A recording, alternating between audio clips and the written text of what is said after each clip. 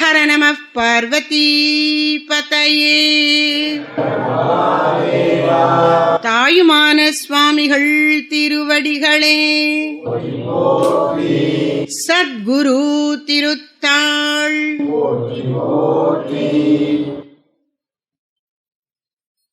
அனைவருக்கும் வணக்கம்.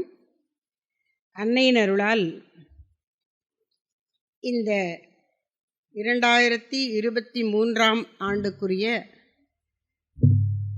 ஸ்ரீ தாயுமானவர் சிறப்பு முற்றோதல் அந்தர்யோகத்திலே ஸ்ரீ தாயுமான சுவாமிகளின் பராபர கண்ணி காட்டும் ஜீவ யாத்திரை என்பதை பற்றி ஆராய்ந்து வருகின்றோம். இந்த தாயுமானவர் அந்தர்யோகத்தை சிறப்பு முற்றோதல் அந்தர்யோகமாக ஏன் நடத்துகிறோம் என்று சொன்னால், நம்முடைய குருநாதர் ஸ்ரீமத் சுவாமி சித்பவானந்த மகாராஜ் அவர்கள் ஸ்ரீ தாயுமான சுவாமிகள் மீது அளப்பரிய பக்தி கொண்டிருந்தார். ஸ்ரீ தாயுமான சுவாமிகளுடைய சமாதி திருத்தலம் ராமநாதபுரத்திலே அமைந்திருக்கின்றது. சுவாமிகள், நம்முடைய சுவாமிகள் ஊட்டியிலிருந்து கீழே சமவெளிக்கு வர வேண்டும் என்று நினைத்த போது ராமநாதபுரம் வந்து அங்கு தாயுமானவர் சமாதியிலேயே தங்கிவிடலாமா என்று நினைத்தார். அந்த அளவுக்கு தாயுமானவர் மீது ஈர்ப்பு. வேறு பல காரணங்கள் சுவாமிகளை திருச்சிக்கு அழைத்து வந்தது, திருப்பராய்த்துறைக்கு.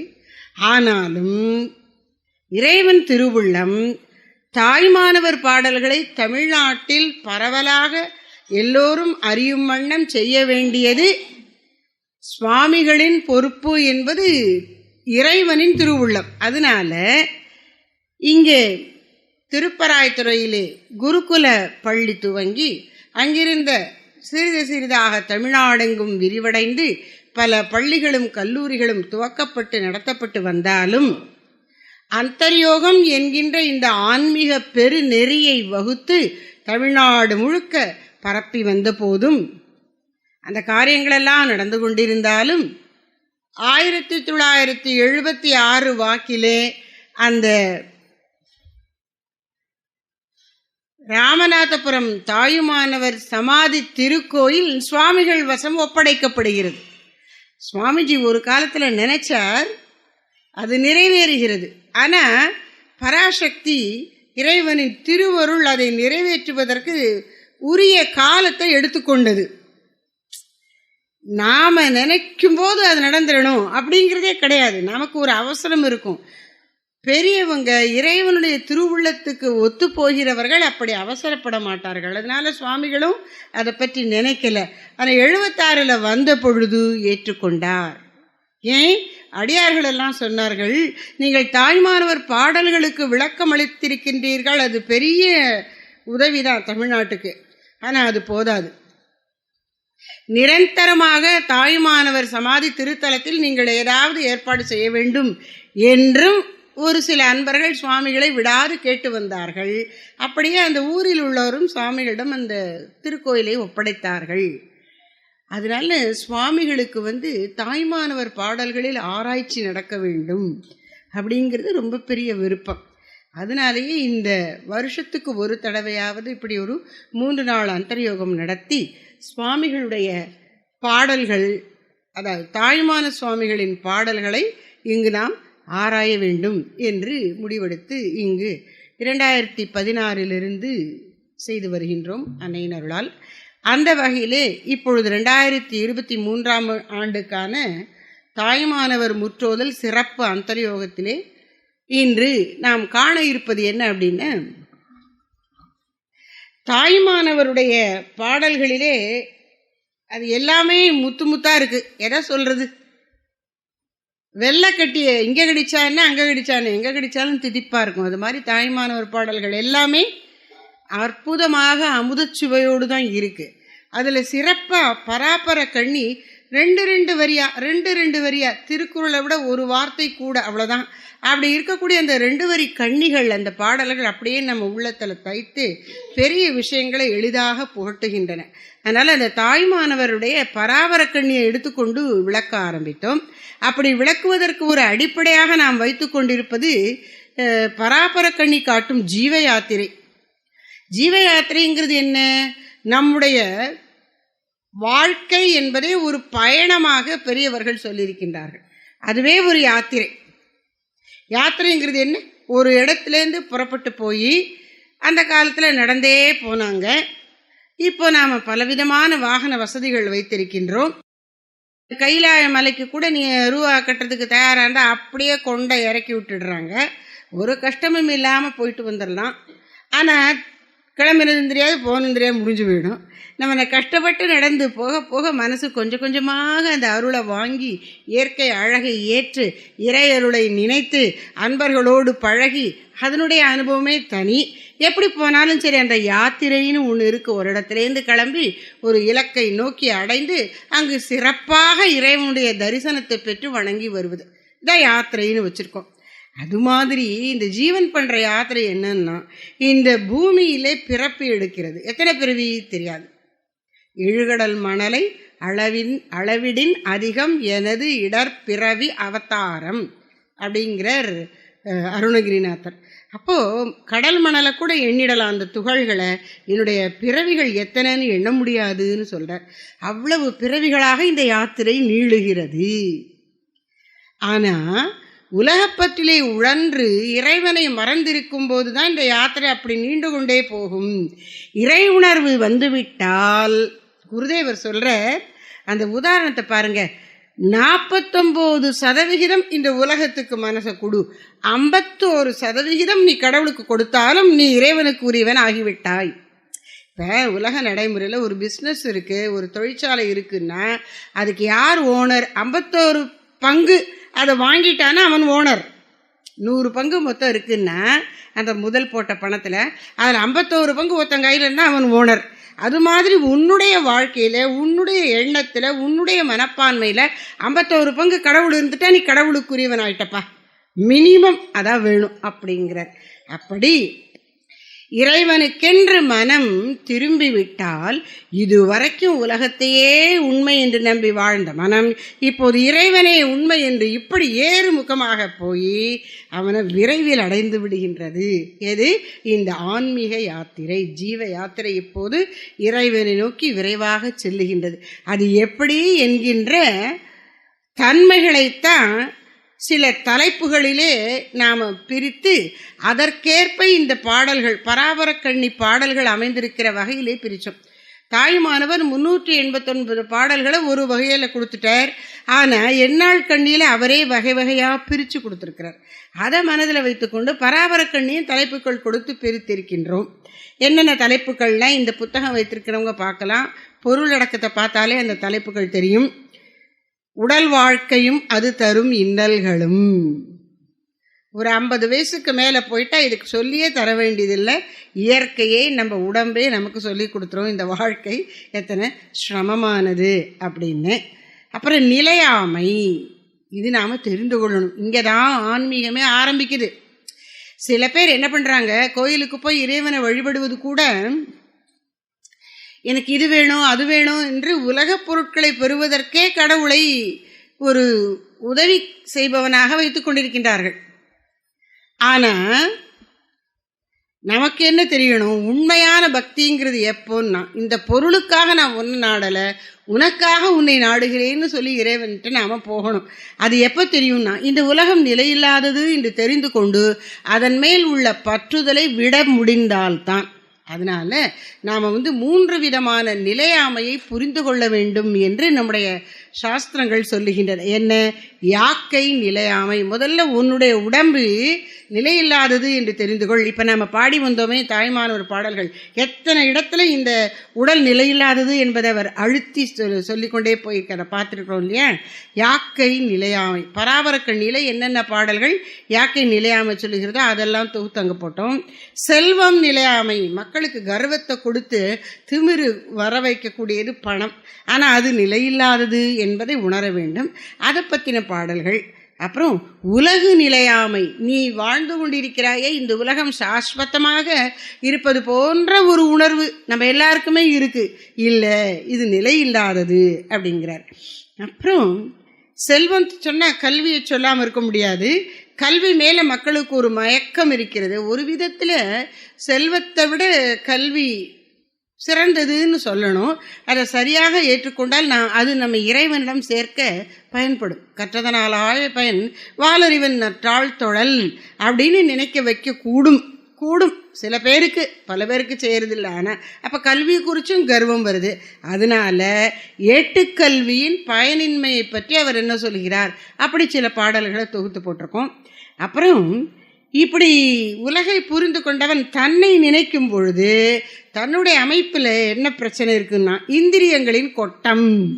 இந்திரியங்கள் இவனை வெளி உலகில் இழுக்கின்றன. அப்படி கண்ணுக்கும் காதுக்கும் மூக்குக்கும் நாக்குக்கும் தோலுக்கும் புற உலக அனுபவங்களை கொடுத்து கொண்டே இருக்கின்றான். இவனால் அதை அடக்கவும் முடியவில்லை, அப்படியே பழகிட்டான். போராடித்தான் அதை வென்றாகணும். அப்புறம் மனுஷனுக்கும் விலங்குகளுக்கு என்ன வித்தியாசம் அப்படின்னா, இந்த பேசக்கூடிய சக்தி. பேசணும்னா சவத்துக்கிட்டே பேச முடியும், இன்னொரு ஆளை பிடிச்சி உக்காத்தி வச்சு பேச வேண்டியதுதான். அவங்க நேரத்தை வீணடிச்சு நம்ம நேரத்தை வீணடிச்சு பேசுகிறோம். அப்போ இந்த பேசுறதுங்கிறது ஒருத்தர் கருத்து பரிமாற்றத்துக்கு உதவினாலும் கூட மனது உயர்நிலைக்கு செல்ல விரும்பும் போது, ஆன்மீகத்தின் உயர்நிலைகளில் திளைக்கும் போது பேச்சு ஓர் இடைஞ்சல், அதை தெரிஞ்சுக்கணும். அதனால பேச்சும் பிதற்றலும் பேசா மௌனமும் என்கிற தலைப்பில் என்னென்ன சொல்லியிருக்காருன்னு பார்க்குறோம். இந்த பேச்சு சக்தியை சரியாக பயன்படுத்தணும், ரொம்ப அர்த்தமில்லாமல் தேவையில்லாமல் பேசாதேன்னு. அப்புறம் இதை பேச்சை கொஞ்சம் அடக்கினா நம்ம மனசு கூத்தாடுது. வாயை திறந்து பேசலே ஒழிய மனது பேசிக்கிட்டே இருக்கு. அப்போ இந்த மனசை என்ன பண்ணுறதுன்னா, மனம் என்னும் மாயை, இதுக்கு நிறைய பாடல்கள் இருக்குது. அப்படி மனம் என்னும் மாயை என்கிற தலைப்பில் என்னென்ன சொல்லியிருக்காருன்னு அதை பற்றி பார்த்தோம். அப்புறம் இந்த மனசில் இருக்கக்கூடிய கேடுகளில் முக்கியமானது அருப்பகைவர், காமம், குரோதம், லோபம், மோகம், மதம், ஆச்சரியம். இந்த ஆசை, சினம், கருமித்தனம், மயக்கம், அகங்காரம், பொறாமை, இந்த குணங்கள் மனதை கெடுக்கின்றன. இப்படியெல்லாம் ஏன் வருது நமக்கு அப்படின்னா, நாம் பண்ணின முன் வினை தான் நமக்கு இப்படி இயல்புகளாக வருகின்றன. இதுக்கு அடிப்படை காரணம் என்ன? நம்முடைய பிறவிக்கே அடிப்படை காரணம் என்ன? அகந்தை. நான் ஒரு தனியாள் என்று எண்ணுகின்ற அகந்தை, அகங்காரம், அறியாமையிலிருந்து எழுந்த அகந்தை. இத்தனையும் யார் உண்டு பண்ணினா அப்படின்னா, இறைவனிடமிருந்து பிரிக்க முடியாத, அனிர்வச்சனீயமான, விளக்க முடியாத ஒரு சக்தி, அதற்கு பேர் மாயை. அதனால தான்ப்பா இப்படியெல்லாம் இந்த உலகம் நடைபெற்று கொண்டிருக்கிறது என்று சாஸ்திரங்கள் சொல்லுகின்றன. மாயையின் தன்மையை சொல்லக்கூடிய கண்ணிகளெல்லாம் ஒரு தொகுப்பாக கொடுக்கப்பட்டு அதற்கு விளக்கமும் பார்த்து முடித்து விட்டோம். அப்புறம் அருள்தாகம். இப்படி உலகையும் தன்னையும் புரிந்து கொண்ட பிறகு தன் தலைவனான இறைவனை நாடுவதற்குத்தான் இந்த மனித பிறவி என்று தெரிய ஆரம்பித்தவுடன், ஆஹா இத்தனை ஜென்மங்களை வீணடித்து விட்டேனே அப்படின்னு தன்னை குறிச்சே ஒரு சுய பச்சாத்தாபம் வருகிறது ஜீவனுக்கு. அப்போ அவன் அந்த ஒரு ஏக்கத்தோட புலம்பி தவிக்கிறான். அப்போ ஆரம்பத்தில் ஐயோ நான் இப்படி இருந்துட்டேனே, நான் உன்னை மறந்துட்டேனே, நான் இப்படிலாம் இருந்துட்டேனே அப்படின்னு தன்னுடைய குறைகளை அவன் அதிகம் நினைக்கின்றான் ஜீவன். அந்த அருள் தாகத்திலே தன் நிலை கூறல், இந்த தன்னிலை கூறலிலே தன்னுடைய கீழ்மைகள், குறைபாடுகள், ஏற்கனவே சொன்னோம் இல்லையே, அந்த இந்திரியங்களின் கொட்டம், பேச்சு, மனதென்னும் மாயை, அருபகை, வினை, அகந்தை, இதையெல்லாம் வச்சு இந்த மனசு எப்படியெல்லாம் இவ்வளவு நாள் இந்த உலக வாழ்க்கையில் ஆட்டம் ஓட்டுது என்பதை நினைச்சு வருந்துகிறான். தன்னிலை கூறல். ஆனால் வெறுமனை இப்படி இருக்கேனேன்னு புலம்பிக் கொண்டே இருந்தால் எப்படி அடுத்த கட்டத்துக்கு எப்படி நகர்வதுன்னா, அதனால நிறைவுக்கு ஏக்கம். இப்போது தாகமாக இருக்குது அப்படின்னா என்ன அர்த்தம்? தண்ணி வேணும்னு உடம்பு கேட்குது, அதை இந்த நாக்களையும் தொண்டையிலையும் உணர்த்துகிறது, அதான் தாகம். அது மாதிரி உயிர் இறைவனுக்காக ஏங்கும், அந்த ஏக்கம் உனக்கு இருந்தால் நல்லது அப்படின்னு பெரியவங்க சொல்லியிருக்காங்க. அப்போது அருள் தாகத்தினுடைய இரண்டாவது நிலை நிறைநிலைக்கு ஏக்கம். அது குறித்து என்ன பாடல்கள் இருக்குன்னு அது பார்த்தோம். இப்போ இந்த 11வது தலைப்பில் தான் முதல் பகுதியை பார்த்து முடித்திருக்கிறோம் போன வருஷம். அது என்ன அப்படின்னா அருள் வேண்டி இரத்தல். அருள் தாகத்துக்கும் அருள் வேண்டி இரத்தலுக்கும் என்ன வேறுபாடு அப்படின்னா, இறைவா உன் அருள் எனக்கு வேண்டும், ஆனால் நான் இப்படி இருக்கேனே எனக்கு கிடைக்குமா என்று தன்னுடைய குறையை பற்றி நினைக்கிற எண்ணம் ஜாஸ்தியாக இருக்குது, அது வலுவாக இருக்குது. அதனால் இறையருளில் நம்பிக்கையை விட கூட தன்னுடைய குறையை பற்றின வருத்தம் கூடுதலாக இருக்குது. அது இந்த அருள் தாகத்தில் இருக்குது. அருள் வேண்டி இரத்தல்ல இப்படி வருந்தி பயனில்லை, நான் முன்னையே நம்பியிருக்கிறேன், நீ என்னை காப்பாற்றுன்னு மனசு இந்த அகந்தையை விட்டு ஆண்டவன்கிட்ட இன்னும் அதிகமாக திரும்பி இருக்கு. அது அருள் வேண்டி இரத்தல். அதுலேயும் தன்னிலை கூறல் கொஞ்சம் வருது, தவிர்க்க முடியல, நான் அப்படிலாம் இருக்கேனே, நீ எனக்கு அருள் புரி அப்படின்னு சொல்கிறார். அந்த பாடல்களும் பார்த்து முடித்தோம். இன்று நாம் பார்க்க வேண்டியது உயர்நிலை பெற ஊக்கம். அதாவது அருள் வேண்டி இரத்தல் என்ற தலைப்பின் கீழ் உயர்நிலை பெற ஊக்கம் என்ற உட்தலைப்பிலே உள்ள பாடல்களை இப்பொழுது விளக்கமாக பார்க்க இருக்கின்றோம். இந்த புத்தகம் வைத்திருப்பவர்கள் 46வது பக்கத்தை எடுத்துக்கொள்ளுங்கள். இப்போ நாம் எல்லாரும் இந்த கட்டத்தில் இருக்கோம்னு வச்சுப்போம். என்ன கட்டம்? உயர்நிலை பெற ஊக்கம். நான் இப்போ இருக்கிறத விட என்னை உயர்நிலைக்கு எடுத்து செல்லப்பா என்று இறைவனுடைய அருளை வேண்டி கெஞ்சி பிரார்த்தித்து கேட்கிறோம். இந்த உயர்நிலை பெற ஊக்கம் என்கின்ற தலைப்பிலே மொத்தம் 9 கண்ணிகள் தொகுக்கப்பட்டிருக்கின்றன. இந்த 9 பாடல்கள்லையும் கருத்து அடிப்படையில் உள்ளுக்குள்ள நாம் ஒரு வகையாக பார்த்துக்கலாம். 368வது பாடல் என்ன சொல்லுதுன்னா, என் உள்ள கொதிப்பு நீங்க வேண்டும் அப்பா. உலக வாழ்க்கையை உண்மை என்று நினைத்து கொண்டிருக்கும் போது போட்டி பொறாமைகள், ஏமாற்றங்கள், சஞ்சலங்கள், வருத்தங்கள், இதனால உள்ளம் அமைதி இல்லாமல் கொதிக்கிறது, தள தள தள தளன்னு கொதிக்கிறது. அந்த உள்ள கொதிப்பு நீங்க வேண்டும் என்ற பிரார்த்தனை. அது 368வது பாடல்ல சொல்றார்.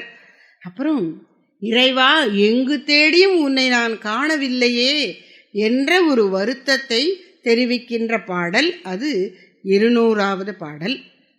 அப்பா நீ இதுகாரும் என்னை காத்து வந்திருக்கிறாய் இத்தனை ஜென்மங்களாக, அந்த நன்றிக்கடனை மறவாது உன்னை நான் நினைக்க வேண்டும், எப்பொழுதும் என்னை காத்து வருவது நீயே, நீயன்றி நான் இல்லை என்பதை உணர்ந்து நன்றியோடு பரமனை நினைக்க வேண்டும் என்று பிரார்த்திக்கின்ற பாடல், அது 64வது பாடல். இப்போ கொஞ்சம் இந்த வருத்தங்கள்லாம் குறைஞ்சு நல்ல மேலான பக்தி தலையெடுக்கிறது. அதனால் அவர் சொல்றார், இறைவா நீ எங்கும் இருக்கின்றாய், எல்லாமுமாய் இருக்கின்றாய், அதனால எல்லா உயிர்களிலும் உன்னை காண அருளுக அப்படின்னு பிரார்த்திக்கிறார். இதுதான் உயர்ந்த பக்தியில ஒரு நல்ல வெளிப்பாடு. எல்லா உயிர்களிலும் உன்னை காண எனக்கு அருளுக அப்படின்னு 65வது பாடலிலே சொல்லுகின்றார். இதெல்லாம் எப்படி தெரிகிறது நமக்கு? இறைவனுடைய அந்த மேன்மை, சிறப்பு, மகிமை, அதுபடி நான் இருக்கணும்னு சொல்கிறோமே, அது எப்படி தெரியுதுன்னா குரு உபதேசித்தார், அதனால தான் நமக்கு தெரிந்திருக்கிறது. அதனால அந்த குரு எப்படி உபதேசித்தாரோ அப்படி நான் உன்னை அறிய வேண்டும், அதற்கு இறைவா அருள் புரிக. இது ரொம்ப முக்கியம். ஆன்மீகத்தில் குரு அவசியமா அப்படின்னா, இப்போ ரமண மகரிஷிகள், ஸ்ரீ ராமகிருஷ்ண பரமஹம்சர் போன்ற பெரியவர்களெல்லாம் குருவினுடைய உதவி கிடைச்சி கடவுளை அறியலை. அவர்கள் தங்களுடைய தூய மனதினுடைய அந்த தூய்மை, ஒருமைப்பாடு, இறை நாட்டத்திலேயே இறைவனை அடைந்தார்கள், அனுபவித்தார்கள், அந்த மயமாக இருந்தார்கள். ஆனால் அப்போ அவங்கள கேட்டால் இறையருளே நம்மை அங்கே ஈர்த்து செல்லும், குரு வேண்டாம்னு கூட சொல்லலாம். ஆனால் அப்படி சொல்கிறதுக்கு அவங்க நமக்கு வேண்டி இருக்கே, என்ன வேணும் என்ன வேண்டான்னு. அப்போ குரு இருந்தால் தான் ஆன்மீகத்தில் 199 பேருக்கு அது சரியாக போகிறதுக்கு வாய்ப்பு இருக்குது. இல்லைன்னா தட்டு தடுமாறி திசை மாறி போய்விடலாம். அதனால ஆன்மீக வாழ்க்கையில் குரு அவசியமானு கேள்வியே கேட்க வேண்டியது அவசியம். திருடுறதுக்கு கூட குரு வேண்டியிருக்கு, அந்தந்த தொழிலை சொல்லித்தர வேண்டியிருக்கு, அதில் எக்ஸ்பர்ட்டான ஒருத்தர். அப்படிங்கும்போது ஆன்மீகத்துக்கு குரு அவசியம் இல்லாமல் என்ன? அதனால எனக்கு குரு எப்படி சொல்லி கொடுத்தாரோ அப்படி நான் உன்னை அறிய வேண்டும் என்று குரு உபதேசித்த வண்ணம் அருளுக அப்படின்னு 72வது பாடலில் சொல்கிறார்.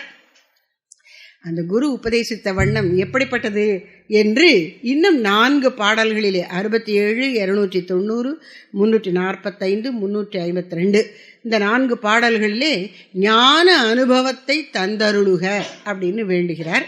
இப்போ இந்த பாடல்களையெல்லாம் ஒவ்வொன்றாக பார்ப்போம். முதல்ல 368வது பாடல். ஏன் அப்படி 368 முதல்ல சொல்கிறேன்னா, மனசனுடைய கீழான குணத்தை சொல்லி அப்புறம் மேன்மையை சொல்கிறதுனால அங்கேருந்து ஆரம்பிக்கிறதுக்கு சரியாக இருக்கு. முதல்ல இந்த 9 பாடல்களையும் பாராயணம் பண்ணி கொள்ளுவோம். அப்புறம் ஒரு பாடலுக்காக விளக்கம் பார்ப்போம். பக்கம் 46 உயர்நிலை பெற ஊக்கம். இதில் உள்ளபடி பாராயணம் பண்ணிடுவோம். அப்புறம் விளக்கத்துக்கு வரிசை மாற்றி பார்த்து கொள்வோம். உயர்நிலை பெற ஊக்கம். வந்தித்து நின்னை மறவா கடன் ஆக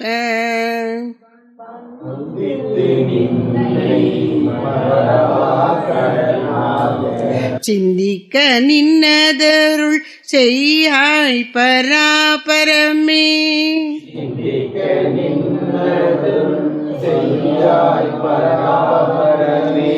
எவ்வுயிரும் என்னுயிர் போல் எண்ணி இறங்கவும் நின்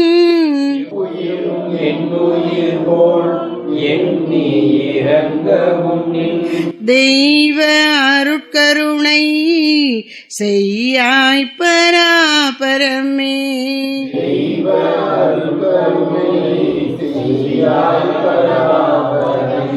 இரவு பகல் அற்ற இடத்து ஏகாந்த யோகம்.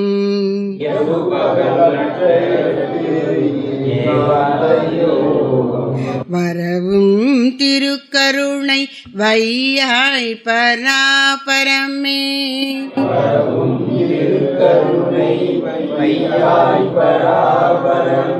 மைவண்ணம் தீர்ந்த மௌனி சொன்னது வண்ணம்.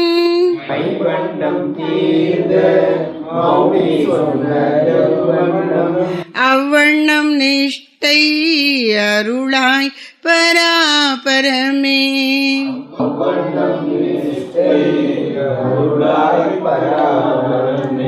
தேடி நீந்திக்கனைத்தும் தெண்டனிட்டேன் சிந்தை நைந்து.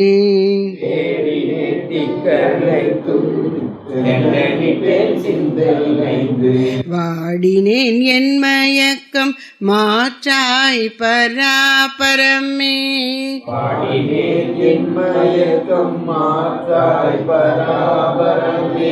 ஒன்றிரண்டென்றுண்ணா உணர்வு கொடுத்துள்ளபடி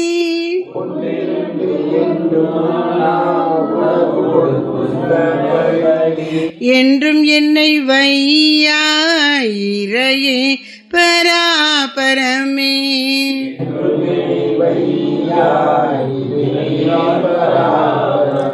மூனம் தரும் ஞானம் ஊட்டியன குவட்டா.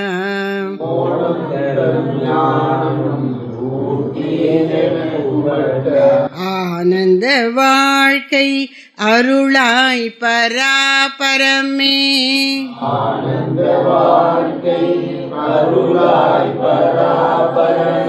இன்ப நிறுவி கற்பம் இன்றே தாண்டனிலோ.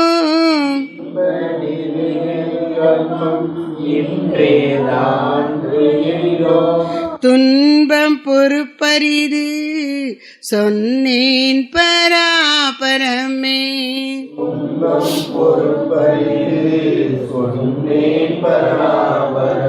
உள்ள கொதிப்பகல உள்ளுள்ளே ஆனந்த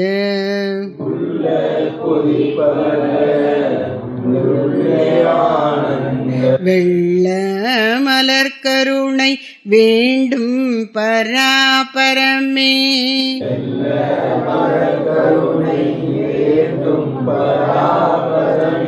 உள்ள கொதிப்பகல உள்ளுள்ளே ஆனந்த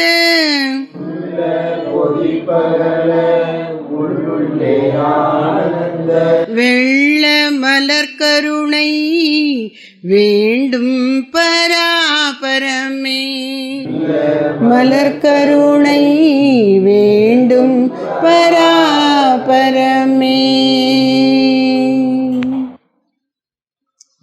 உள்ள கொதிப்பு நீங்குவதற்கு நீ அருள் புரிய வேண்டும் என்று இந்த பாடலிலே சொல்லுகின்றார்.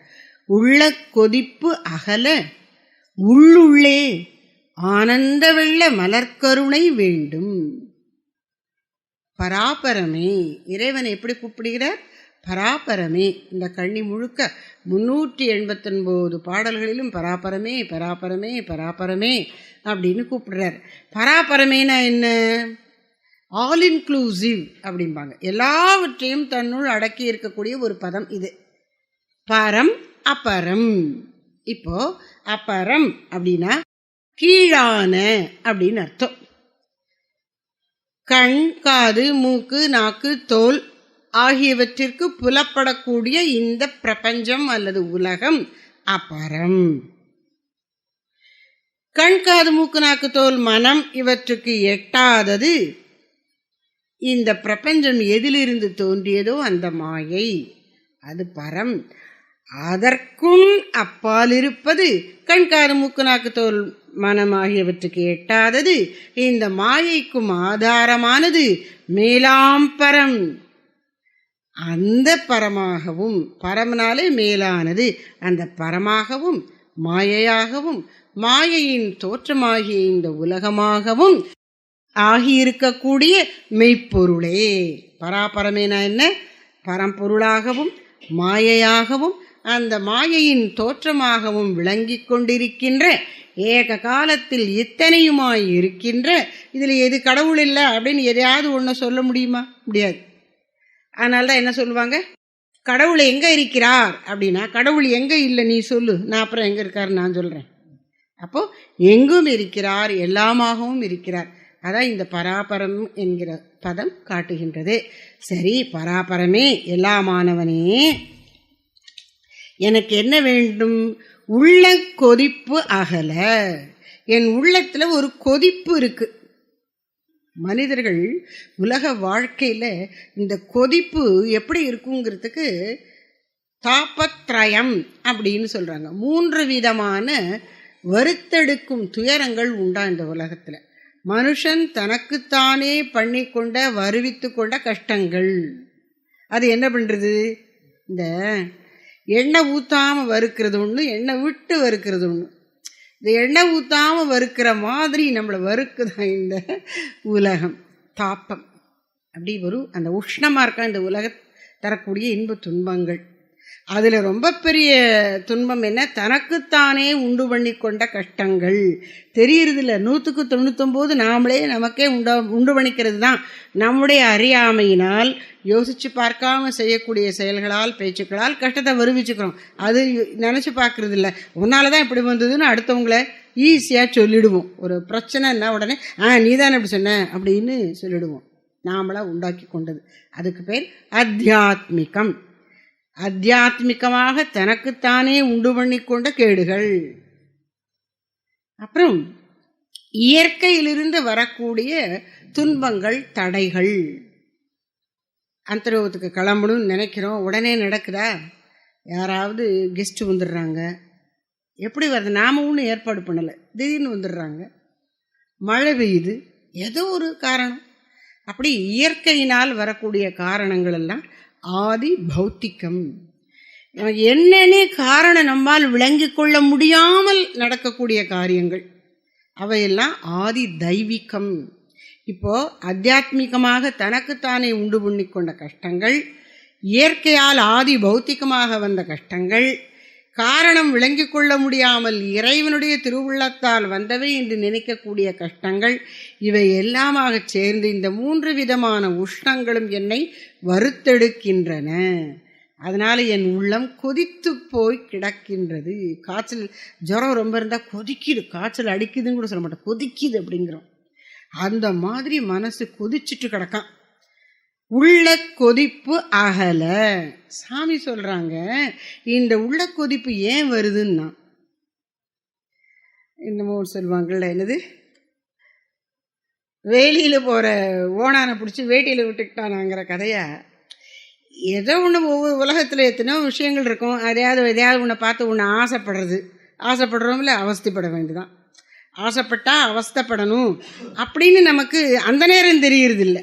அது என்ன செய்கிறது, அந்த ஆசைக்குரிய பொருள் சிமிட்டி சிற்றொளி காட்டி இட்டு செல்லும் துஷ்ட தீப்பேய் போல வேலை செய்து நம்ம அப்படியே கொஞ்சம் கொஞ்சமாக இழுத்து வேண்டாததை செய்ய வைக்கின்றது.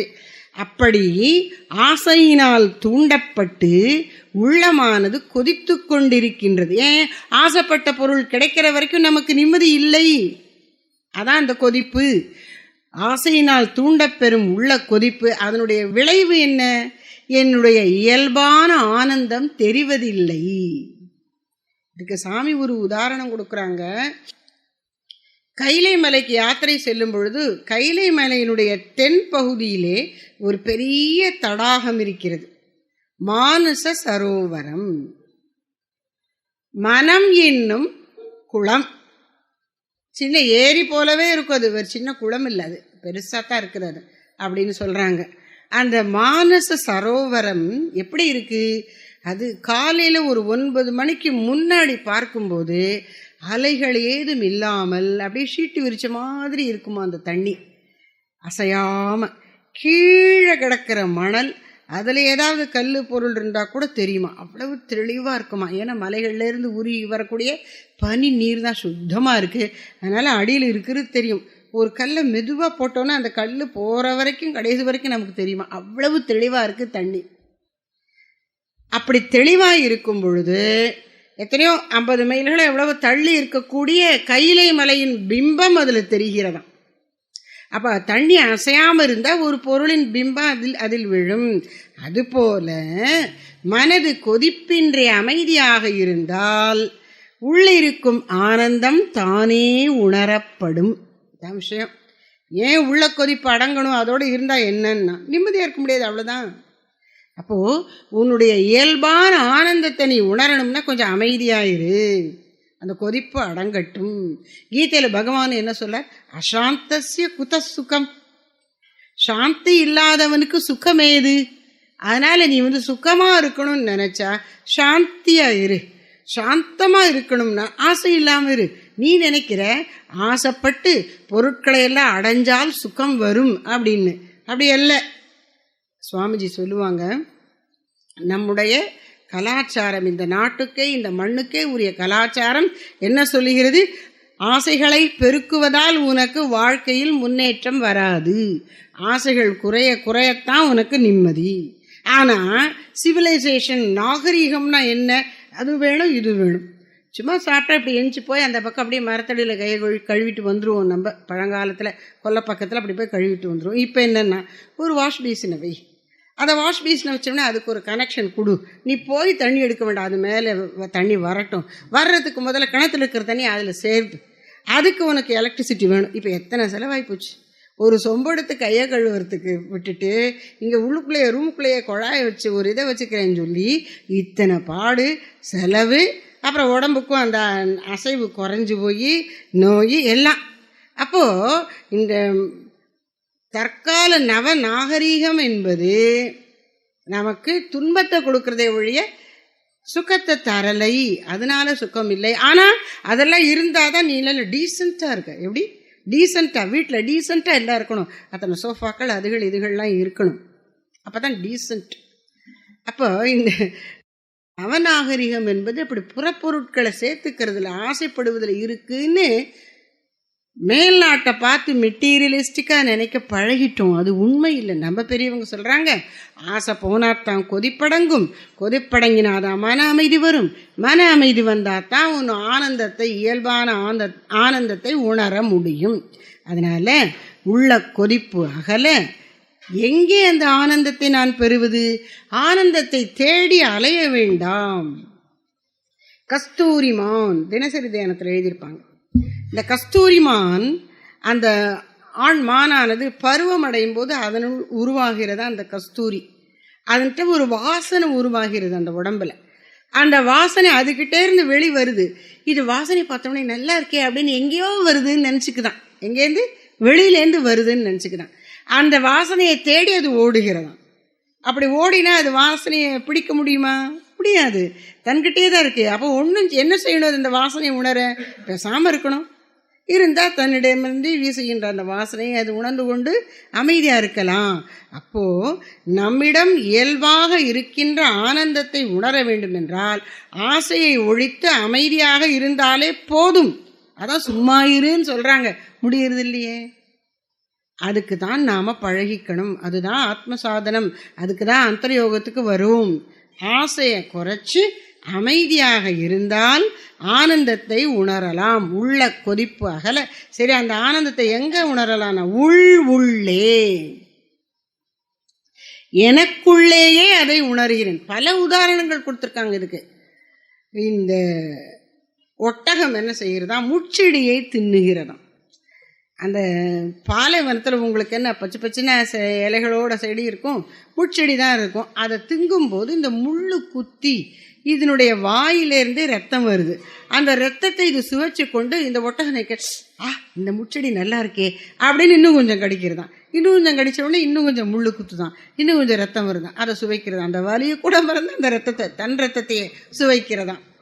அது மாதிரி இந்த புறப்பொருட்களிலே ஆனந்தம் இருக்கு என்று நீ நினைத்து கொண்டிருக்கிறாயே, அது உன்னுடைய ஆத்மானந்தத்தின் ஒரு திவலை, ஒரு சொட்டு, ஒரு துளி தெரிச்ச மாதிரி தான் இந்த உலகத்தில் இருக்கு.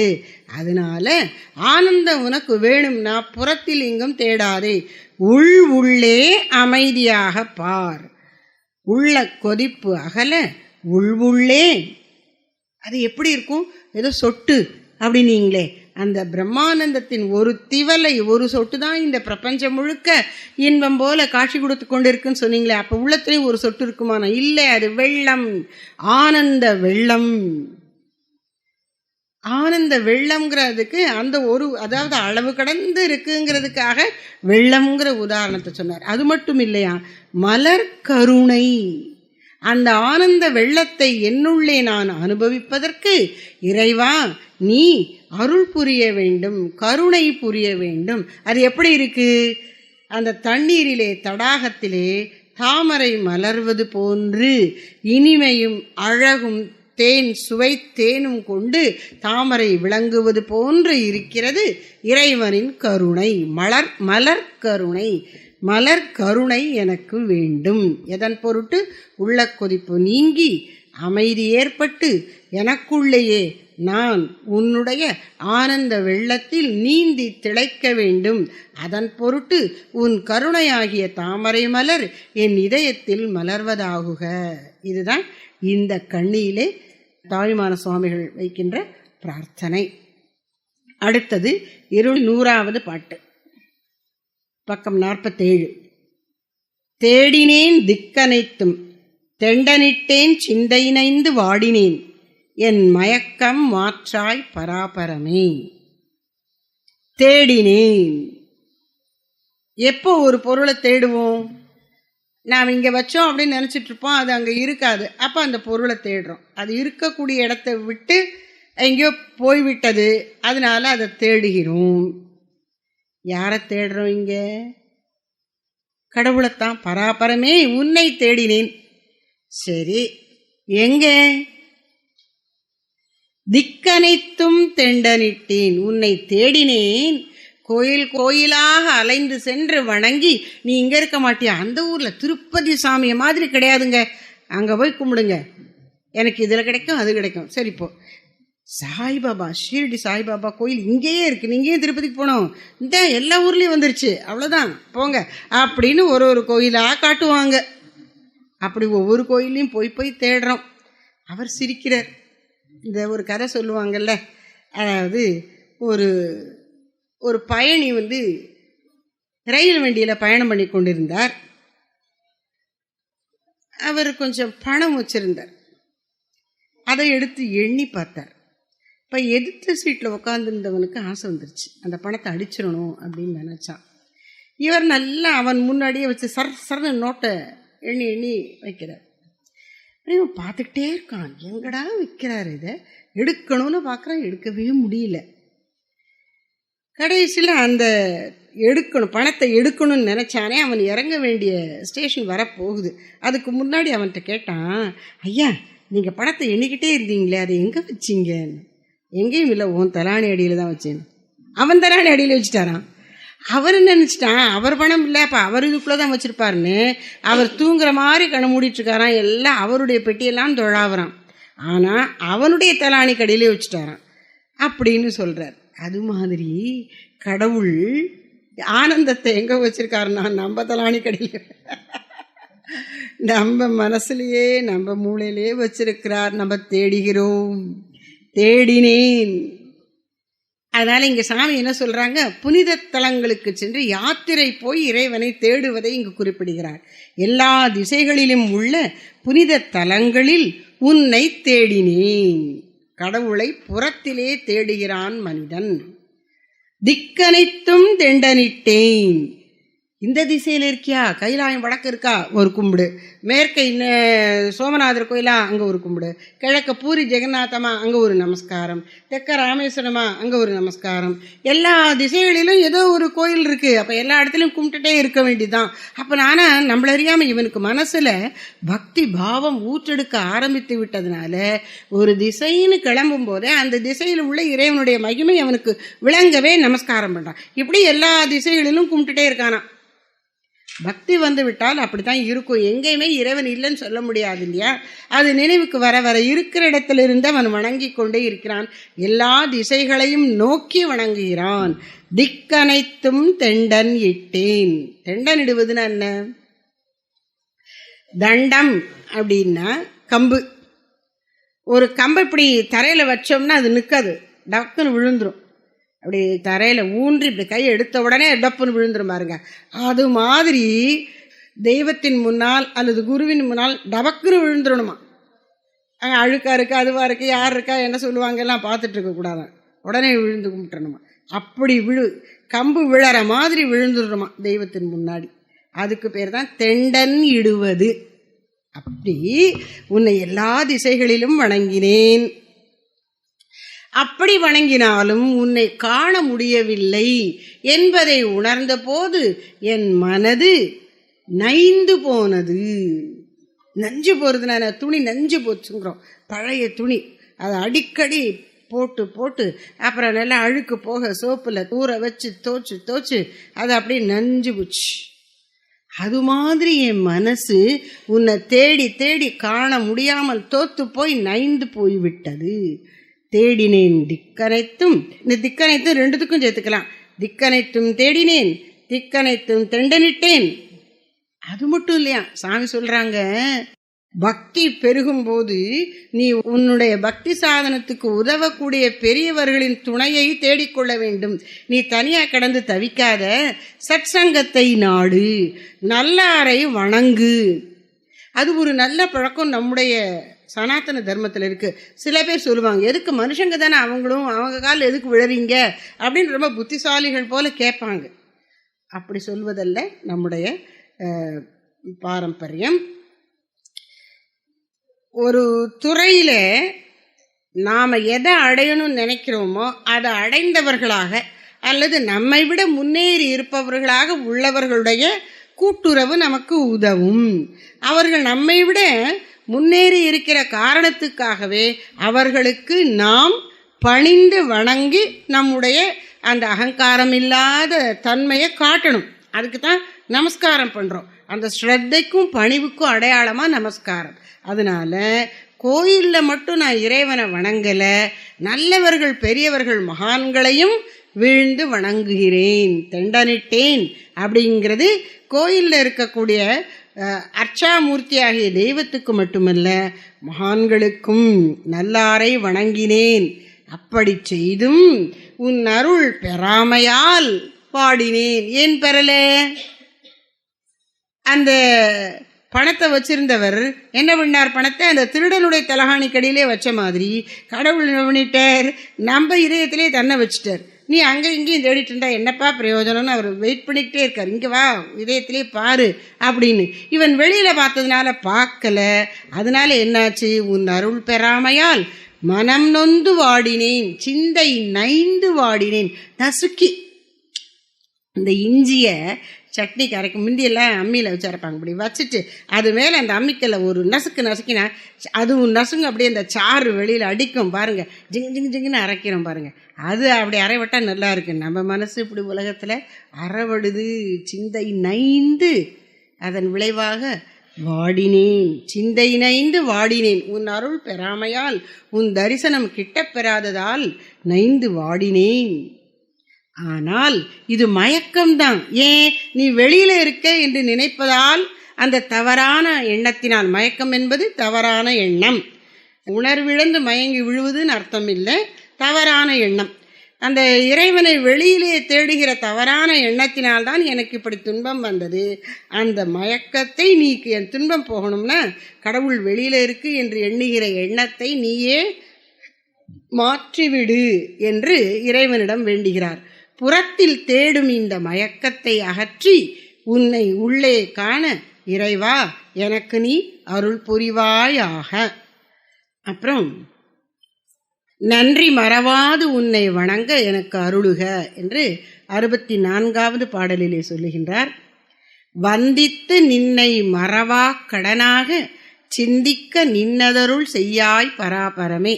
இந்த பாடல்ல புலம்பல் குறைஞ்சு போச்சு பாருங்க. எப்படி வணங்கணும்னு மட்டும் சொல்றார். என்ன சொல்றார்? ஈஷா உன் அருளை துணையாக கொண்டு உன்னை நினைந்திருந்து உன்னையே வணங்கி நிற்க எனக்கு அருள் புரிவாயாக. என்ன சொன்ன? வந்தித்து, வந்தித்துனா வணங்கி, வந்தனை செய்து பணிவுடன் போற்றி வணங்கி, நின்னை வந்தித்து நின்னை மறவாக்கடனாக. நம்முடைய இருப்பு முழுவதும் இறைவனிடமிருந்துதான் உயிர் பெறுகிறது. நாம் இருக்கிறதே இறைவனால தான். நாம இல்லாம இறைவன் இருப்பார், இறைவன் இல்லாமல் நாம் இருக்க மாட்டோம். வந்தித்து நின்னை மறவாக்கடனாக. அப்ப என்ன செய்யணும்? நம்முடைய பரிபூரணமான கிருத்தஜ்ஞதான செஞ்ச நன்றி அறிதல், செய் நன்றி அறிதல், தமிழ்ல அழகா சொல்றோம். அந்த ஒரு கிருத்தஜ்ஞையோட, அந்த நன்றியை மறவாத உணர்வோடு நாம் இறைவனை நினைத்து வணங்கணுமா. வந்தித்து நின்னை மறவா கடனாக. அது எனக்கு கடன்மை. கடன்மைன நான் செய்தே ஆக வேண்டியது. கடன் ஒருத்தட்டேந்து கடன் வாங்குறோங்கிற அர்த்தம் இல்லை. கடமை செய்யப்பட வேண்டியது, அதிலிருந்து விலக்கு இல்லை அப்படின்னு. அப்போ வந்தித்து நின்னை மறவா கடனாக, உன்னை வணங்குவது நான் செஞ்சே தீரணும். செய்யலேன்னா என்னால உயிர் வாழ முடியாது. அப்படித்தான் ஞானிகள் மகான்கள் சொல்றாங்க. இறைவா உன்னை மறவேன், மறந்தால் உயிர் தரியேன், என்னால உயிர் வாழவே முடியாது நீ இல்லாட்டா. ஆண்டாள்கிட்ட அவளுக்கு கொஞ்சம் வயசாயிடுதான், 10-12 வயசு. அப்போ உனக்கு வயசாச்சேம்மா, கல்யாணம் பண்ணணுமே அப்படின்னு எல்லாரும் சொன்னாங்களாம், உற்றார்லாம். மானிடர்க்கென்று பேச்சுப்படில் வாழ இல்லேன், இனி நீ மனுஷங்களுக்கு கல்யாணம் பண்ணி கொடுத்தா நான் உயிரே வாழ மாட்டேன்ட்டா. அப்படி தீவிரம் இருக்கும் பக்தர்களுக்கு. கடவுளை மறக்க சொன்னா அவர்களுக்கு முடியாது, உயிரோடு இருக்கவே முடியாது. எப்படி என் உயிரை நீ தானே, அப்ப நீ இல்லாம நான் எப்படி இருக்கிறது என்று சொல்லுகிறார்கள். அப்போ மறவா கடனாக. அப்ப என்ன செய்யணும்னா உன்னையே உணர்ந்து உண்மயமா இருக்கணும். சிந்திக்க அது எப்படி முடியும்? நின்னது அருள் செய்யாய், உன் அருளால் தான் என்னால் அப்படி உன்னையே நினைந்திருக்க முடியும். அத்தகைய பேரருளை எனக்கு தந்தருள்வாயாக. அதனால ஈசா உன் அருளை துணையாக கொண்டு உன்னையே நாடி உன்னையே வணங்கி உன்னை மறவாது தவறாது செய்கின்ற அந்த பக்தி செய்யும்படி என் மனதிற்கு நீ அருள் புரிவாயாக என்று இங்கே பிரார்த்திக்கின்றார். அகல்யாதேவி ராமர் பாதம் பட்டு சாப விமோசனம் பெறுகிறாள். அப்போது உனக்கு என்ன வேணும் அப்படின்னு வரம் கேளு அப்படின்னு சொல்கிறார் ஸ்ரீராமபிரான். அப்போ அகல்யாதேவி சொல்கிறா, எனக்கு உன்னை மறவாதிருக்கிற வரம் தான் வேண்டும். எனக்கு நீ பிறவி கொடுத்தாலும் தப்பில்லை. பிரகலாதன் சொல்வதாக இன்னொரு இடத்துல வருது, நான் பன்றியாய் பிறக்கவும் தயாராயிருக்கிறேன், ஆனால் உன்னை மறந்துடக்கூடாது. அப்பர் பெருமான் என்ன சொல்றார், புழுவாய் பிறக்கினும் புண்ணியா உன்னடி என் மனத்தே வழுவாதிருக்க வரம் தர வேண்டும் இவ்வையகத்தே. அப்போ உன்னை மறக்கக்கூடாது, அதுதான் ரொம்ப முக்கியம். எல்லா பெரியவர்களும் அதை சொல்லியிருக்கிறார்கள். அதைத்தான் இங்கே கேட்கிறார்.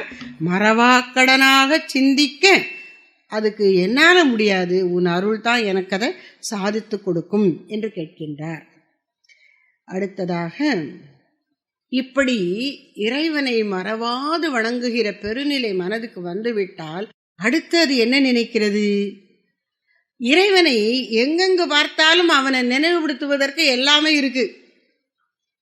எது பார்த்தாலும் இது இறைவன் தான் இப்படி இருக்கிறான், இறைவன் தான் இப்படி தோன்றிக் கொண்டிருக்கிறான்ங்கிற எண்ணமே அவனுக்கு அந்த அத்தகைய பக்தருக்கு வந்து விடுகிறதாம். செயற்கையா உள்ளதும் அப்படிதான். இந்த சேரை பார்த்தா என்னன்னா, இதுவும் என்ன மண் எல்லா தடவை வச்சு தான் பண்ணியிருப்பாங்க. இயற்கையில் இருக்கக்கூடிய பொருளை வச்சு மண், மரம், மட்டை, கட்டை எதுவாக இருந்தால் என்ன பஞ்சபூத்தங்கள்லேருந்து வந்தது தான். அந்த பஞ்சபூத்தங்கள் எங்கேருந்து வந்தது? இப்படி இப்படி இப்படி பார்த்தா கடவுள்கிட்டேருந்து வந்தது தான். அப்போ கடவுளை தவிர இங்கே வேறு எதுவுமே இல்லை. எவ்வளவு உருமாற்றம் அடைந்திருந்தாலும் நம் முன்னால் தோன்றிக் கொண்டிருப்பது அனைத்தும் இறைவன் தான். இது மறக்காம நான் எனக்கு எப்போதும் தெரியும்படி நீ அருள் புரின்னு அடுத்த பாட்டில் கேட்கிறார். எவ்வுயிரும் என் உயிர் போல் எண்ணி இறங்கவும் நின் தெய்வ அருட்கருணை செய்யாய். இங்கே ஜட பொருட்களாக தோன்றிக் கொண்டிருப்பதும் நீதான், உயிர்களாக தோன்றிக் கொண்டிருப்பதும் நீதான். உயிர் அப்படின்னா என்ன? எதுல அறிவும் அசைவும் இருக்கோ அது உயிர். இந்த நாற்காலிக்கு தானா அசைய முடியாது, தன்னைத்தான் அதுக்கு தெரியாது. நான் நாற்காலி அப்படின்னு அது சொல்லாது. அப்போ தன்னை பற்றின அறிவும் ஒரு அசைவு செயல்பாடும் இருக்கிறத தான் உயிர்னு சொல்கிறோம். மூச்சு விட்டு கொட்டிருந்தா மட்டும் போகாது, அந்த அறிவு அங்கே இருக்கணும், அப்போ தான் அது உயிர். இப்போ எவ்வுயிரும், இந்த எவ்வுயிருங்கிறதுக்கு சில விளக்க ஆசிரியர்கள் நல்லா சொல்கிறாங்க. என்ன அப்படின்னா, சிற்றுயிர்கள் கூட, அதாவது நம்முடைய இலக்கியங்கள்லேயே வாழ்க்கையை பற்றின உண்மையை நமக்கு புகட்டி இருக்கிறார்கள். அதில் என்ன சொல்லப்பட்டிருக்குன்னா, இலக்கண நூல்கள்லேயே என்ன சொல்லப்பட்டிருக்கு அப்படின்னா, உயிர்களை 5 வகைகளாக சிற்றுயிர்களை பிரித்து மனுஷனை 6வது அறிவு படைத்தவனாக சொல்லியிருக்கிறார்கள். உயிர்களுக்கெல்லாம் அறிவு என்று சொல்லுவது இங்கே என்ன அப்படின்னா, நம்மளை மாதிரி ஒரு புஸ்தகத்தை படித்து புரிஞ்சுக்கிறது தான் அறிவு, ஒருத்தர் சொல்லக்கூடிய வார்த்தையை புரிஞ்சுக்கிறது தான் அறிவு அப்படின்னு நினைக்க வேண்டாம். புற உலகை பொருட்படுத்தக்கூடிய தன்மை, பெர்செப்ஷன், புற உலகை புலப்படுத்தக்கூடிய அறிவு, அந்த உணர்வு இருந்தால் அது அறிவுன்னு சொல்லலாம். அது எங்கேருந்து ஆரம்பிக்கிறது? இந்த இந்திரியங்கள் தான். இப்போது நமக்கு இருக்கக்கூடிய, நம்ம சாதாரண டக்குன்னு கண்ணு காது மூக்கு நாக்கு தோலுன்னு ஆரம்பிச்சிடுறோம். பெரியவங்க எப்படி சொல்லுவாங்கன்னா, சப்த ஸ்பர்ஷ ரூப ரசகந்த, இன்னொரு வகை ஆச்சுன்னா சுவை ஒளி ஊறு ஓசை நாற்றம் என்ற 5 வகை திரிவான்கட்டே உலகுனர் வள்ளுவர். அப்போது 5 இந்திரியங்கள், இதில் முதல்ல ஒரு மினிமம் எக்ஸிஸ்டன்ஸுக்கு, அதாவது குறைஞ்சபட்ச சக்தியோடு ஒரு உயிர் இந்த உலகத்தில் தோன்றணும்னா அதுக்கு என்ன அறிவை முதல்ல கொடுக்குறாராம் கடவுள்? உச்சரியும் அறிவு, தொட்டுணர்தல். இதை தொட்டால் இங்கே எதோ இடிக்குது, என்னமோ இங்கே இருக்குது அப்படின்ட்டு அது இப்படி போயிடுமா. அதுக்கு கண் இல்லை, இன்னும் பார்க்கறதுக்கு சக்தி இல்லை, ஆனால் மோதின உடனே இங்கே என்னமோ இருக்குன்ட்டு இந்த பக்கம் நகண்டு போயிடும். அப்படி ஆரம்பிக்கிறதான் தாவரங்கள். உற்றுணர்தல், அதாவது தொட்டறிதல், என் தொடு அறிவு, தொடு உணர்ச்சி என்கிற ஓரறிவோடு தாவரங்கள் இருக்கின்றனவா. ஈரறிவுக்கு தொடு உணர்ச்சியோடு சுவையறிவு சேர்ந்திருக்கிறான். ரெண்டாவது இப்படி மோதிக்கிட்டே இருந்தது, இப்போ வாயை திறந்து சாப்பிட்றதுக்கும் பார்க்குது. அப்போ அது அந்த எதுக்கு இந்த சுவை உணர்ச்சியை நாக்குக்கு கொடுத்துருக்காருன்னா, இந்த உணவு நமக்கு ஒத்துக்குமான்னு நாக்கு மூலம் தெரிவிக்கிறாராம். அதனால தான் இதை ஒரு அறிவு கருவின்னு வச்சுருக்கோம். இந்த கண்காது மூக்கு நாக்கு தோல் எல்லாமே அறிவு கருவிகள் தான். நாம அதை சுவை கருவியாக வச்சுட்டோம். சுவை இல்லை, அறிவு. அப்போது இந்த உயிர்கள் என்ன பண்ணுகிறது, இந்த நாக்கு மூலம் உணவினுடைய தன்மையை தெரிந்து இது உண்ணலாம், இது உண்ணக்கூடாதுன்னு தெரிந்து கொண்டு, இரண்டாவது அறிவு தொடு உணர்ச்சியோடு சுவையறிவு. அது நத்தை, சங்கு, சிப்பி அதுக்கெல்லாம் அப்படி இருக்கான். 2 அறிவு இருக்கான். அப்புறம் 3 அறிவு உயிர்கள் தொடு உணர்வு சுவை உணர்வோடு மோப்ப சக்தி வாசனையும் இருக்கான். எறும்புக்கெல்லாம் 3 அறிவு இருக்கான். அப்படி மோப்ப சக்தியோடு அவை இருக்கின்றன. அந்த 3 அறிவுகளை வைத்துக்கொண்டே எறும்பு அருமையான சமுதாய வாழ்க்கை வாழ்கின்றது அப்படிம்பாங்க நம்ம சாமி. அப்புறம் 4 அறிவு, அதுக்கு என்னென்ன, தொடு உணர்வு, சுவை உணர்வு, மோப்ப சக்தி, அதோடு பார்க்கும் சக்தி. இது எதுக்குன்னா நண்டு, தும்பி போன்ற சின்ன சின்ன பிராணிகளுக்கா. அப்புறம் 5 அறிவுனா விலங்குகளுக்கு தொடு உணர்வு, சுவை உணர்வு, மோப்ப சக்தி, காணுதல், இவற்றோடு கேட்டல் சக்தியும். இது விலங்குகளுக்கு. மனிதனுக்கோ இந்த 5ஓடு மனது, புத்திங்கிற ஒரு சக்தியை கொடுத்து இது சரி, இது தவறு, அதனால் இதை செய்யலாம், இதை செய்யக்கூடாது, இது நல்லது, இது கெட்டது என்று மனதால் புரிந்து கொள்ளக்கூடிய சக்தியும் கொடுத்துருக்கிறார். இதுதான் 6வது அறிவு. இப்போ எதுக்கு இந்த கதையெல்லாம்னா, எவ்வுயிரும் அப்படின்ட்டார்ல. எவ்வுயிரும்னா என்ன, இந்த ஓரறிவு பிராணி ஒன்று சின்னது வருது, அல்லது ஒரு தாவரம் கிடக்குன்னு வச்சுக்கோங்க. நம்ம போகும்போதே சில பேர் என்னுவாங்க, அதை இலையை பிடிச்சி கிள்றது, அதை உருவுறது, அதெல்லாம் பண்ண மாட்டாங்களாம். இது எப்படிங்கிறதுக்கு ஒரு உதாரணம் சொல்கிறேன், சும்மா சொல்லலை. நம்ம சுவாமி சித்பானந்த மகாராஜ் அந்த ஸ்கூலில் எங்கே கட்டியிருப்பாங்கன்னா, ஆற்று படுகையில், அப்படியே ஆற்றங்கரையில் தென்னை சோலைகளுக்கு நடுவில் அப்படி குழு குழுன்னு இருக்கும் பாருங்கள். அங்கே இந்த குழந்தைகளுக்கெல்லாம் பள்ளிக்கூடம் கட்டியிருக்காங்க. இப்போ இந்த குழந்தைகள் வகுப்பு முடிஞ்சு படிக்கிறதுக்கு அங்கே அப்படி அப்படி உட்காந்து படிக்கிறதுக்கு கொஞ்சம் வசதி பண்ணி கொடுத்துருக்காங்க.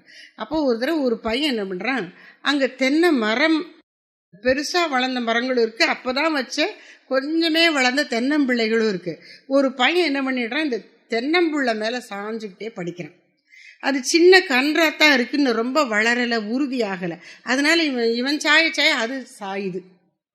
ஏன்னா அதுக்கு இன்னும் வேர் பிடிக்கலை. அது தெரியாமல் அவன் சாஞ்சுக்கிட்டே படிச்சுக்கிட்டே இருக்கான். சாமி அந்த பக்கம் வந்தாங்களாம், இப்படி பார்த்தாங்களாம், அந்த பிள்ளைக்கும் வலிக்கும்ல அப்படின்னாங்களாம். பாருங்க, மகனே, மாணவனே, நீ எனக்கு ஒரு பிள்ளை, ஆனால் இந்த தென்னம்பிள்ளையும் ஒரு பிள்ளை, அதுக்கும் வலிக்கும், அதை உணர்ந்து நீ செயல்படணும் அப்படின்னு அந்த சிறுவனுக்கு உணர்த்தினாராம்.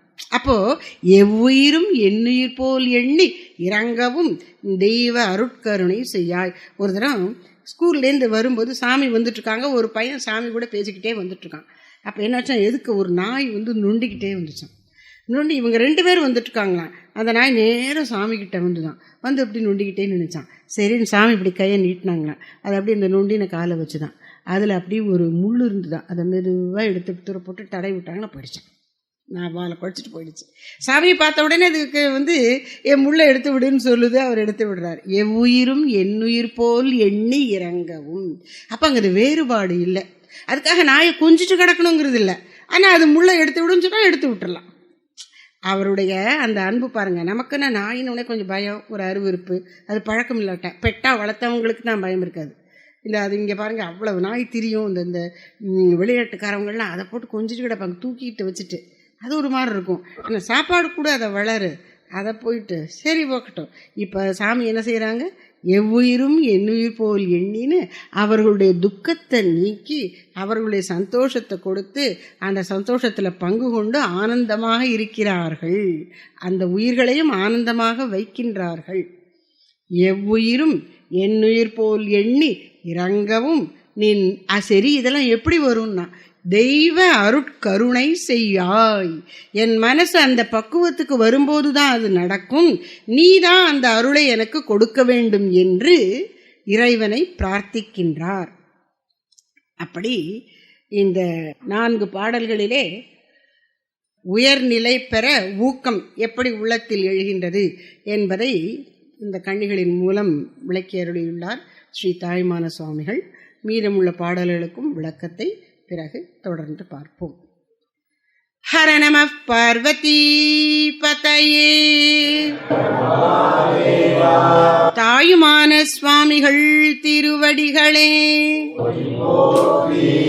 சத்குரு திருத்தாள்